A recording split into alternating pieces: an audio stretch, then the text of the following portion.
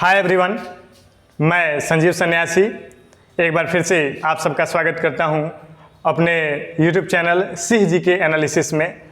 अपने पिछले वीडियो में हम लोगों ने जाना था कि इतिहास को परिभाषित कैसे करेंगे, इतिहास के जनक कौन थे, भारतीय इतिहास के जनक कौन थे और इतिहास को कितने भागों में बांटा गया है।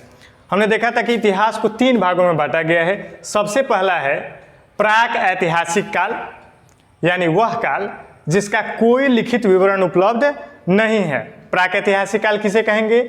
जब मनुष्य पढ़ना लिखना नहीं जानता था, जिस काल का कोई भी लिखित विवरण उपलब्ध नहीं है, वह प्राक ऐतिहासिक काल कहलाता है। दूसरा है आद्य ऐतिहासिक काल। आद्य ऐतिहासिक काल वह काल जिसमें मनुष्य पढ़ना लिखना तो जानता था, हमारे पूर्वजों ने बहुत कुछ लिखा, लेकिन आज तक हम लोग उसे पढ़ नहीं सके। किस लिपि में लिखी गई है आज तक किसी विद्वान ने उसको नहीं पढ़ा है।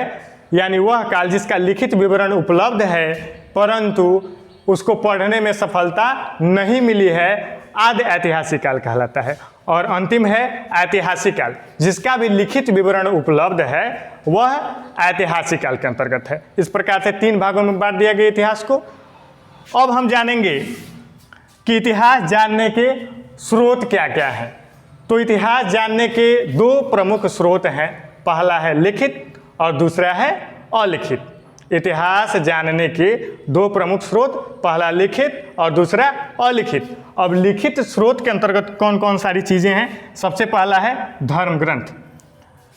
विभिन्न धर्मों के जो भी धार्मिक ग्रंथ हैं वह इतिहास को जानने में हमारी सहायता प्रदान करते हैं। जैसे हिंदुओं का धर्म ग्रंथ है रामायण, महाभारत, वेद, पुराण इत्यादि से हम लोगों को उस समय के इतिहास के बारे में जानकारी मिलती है जिस समय इनकी रचना हुई थी।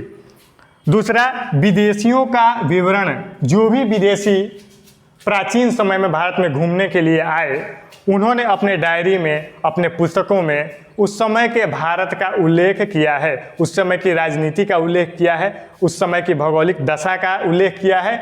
इन सब से भी हमें भारतीय इतिहास को जानने में सहायता मिलती है। तीसरा है शिलालेख और चौथा है अभिलेख। ये 2 अत्यंत महत्वपूर्ण लिखित स्रोत हैं इतिहास को जानने के लिए। लेकिन बहुत सारे लोग इस शिलालेख और अभिलेख में अंतर नहीं कर पाते। मैं आपको एक बार फिर से बता दूं कि शिलालेख, शिला का मतलब होता है पत्थर। जो चीज़ यानी जो लेख पत्थरों पर उकेर कर लिखे गए हैं उन्हें हम कहते हैं शिलालेख, और जो चीज़ें, जो बातें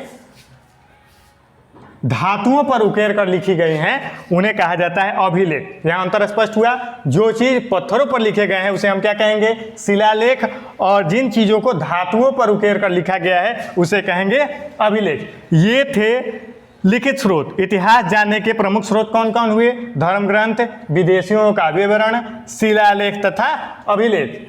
अब दूसरा और अत्यंत महत्वपूर्ण स्रोत, अलिखित स्रोत, जिसके अंतर्गत आता है पुरातात्विक अवशेष।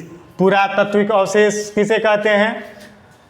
जब पुरातत्ववेत्ता यानी इतिहास में रुचि रखने वाले वैसे लोग जो विभिन्न ऐतिहासिक स्थलों का खोज करते हैं, उन्हें खुदाई के द्वारा उनसे जो प्राप्त करते हैं, जो जिन सारी चीज़ों को प्राप्त करते हैं, गहने बर्तन, जिन चीज़ों को प्राप्त करते हैं वे क्या कहलाते हैं? पुरातात्विक अवशेष। खुदाई के द्वारा प्राप्त जो अवशेष होते हैं प्राचीन समय के, उन्हें हम क्या कहते हैं? पुरातात्विक अवशेष। इनसे भी हम लोगों को इतिहास के बारे में जानकारी मिलती है।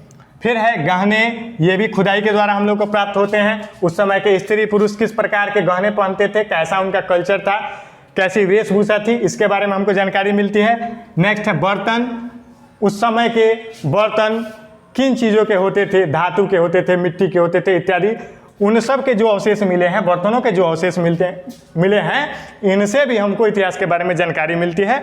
और एक और बड़ा ही महत्वपूर्ण चीज़ है जीवाश्म।